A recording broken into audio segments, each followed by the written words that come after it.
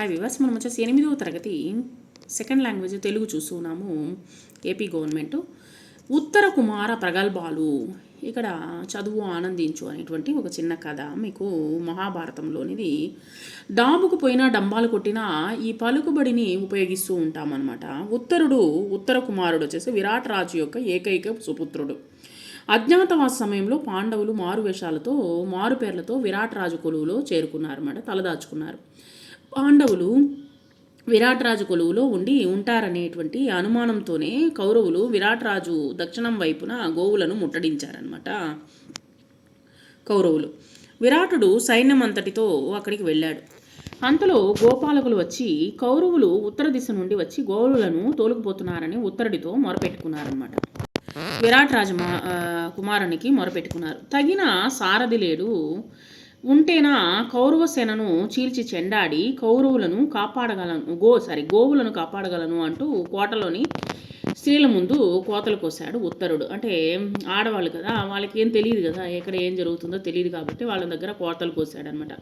సారథి లేడనుకోవడము, మారువేషంలో మారు పేరుతో సైరంధ్రిగా మాలినటువంటి పేరుతో ఉన్నటువంటి ద్రౌపది విని బృహన్నలకు సారథ్యము తెలుసునని అతనికి చెప్పిందనమాట. నాలాంటి వీరునకు ఆటపాటలు నేర్పుతూ బతికేటువంటి ఆ ఆడంగి బ్రహ్మణల సారథి అని చెప్పేసి అన్నాడు. ఎగతాళిగా ఉత్తరుడు అనమాట, ఎగతాళి చేశాడనమాట.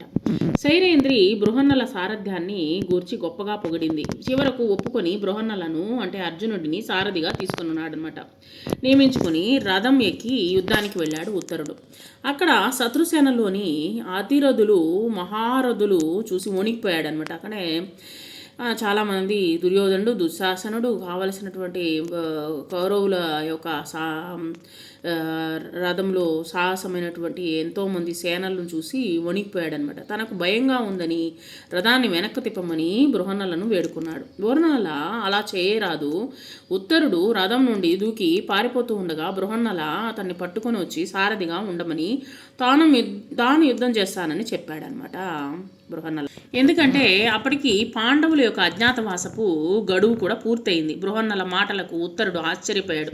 ఏంటి, నువ్వు చేసేది లేక బృహన్నలకు సారథ్యం చేయడానికి అంటే సారథిగా ఉండడానికి ఒప్పుకున్నాడు. అప్పుడు బృహన్నల తాను సమీవృక్షంపై దాచి ఉంచిన గాంధీవాన్ని చూపించి దాన్ని తీసుకుని రమ్మని ఉత్తరుని చెప్పాడనమాట. శవం వలె కనబడుతున్నటువంటి ఆ గాంధీవాన్ని ముట్టుకోవడానికి ఉత్తరుడు భయపడి వణికిపోయాడు.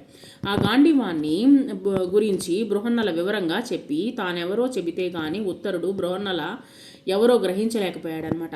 అర్జునుని దేవదత్త శంఖము ధ్వనికి ఉత్తరుడు భయపడి స్పృహ తప్పి పడిపోయాడనమాట. బృహన్నల అతడిని లేపి కూర్చోబెట్టి యుద్ధం చేసి గెలిచాడనమాట.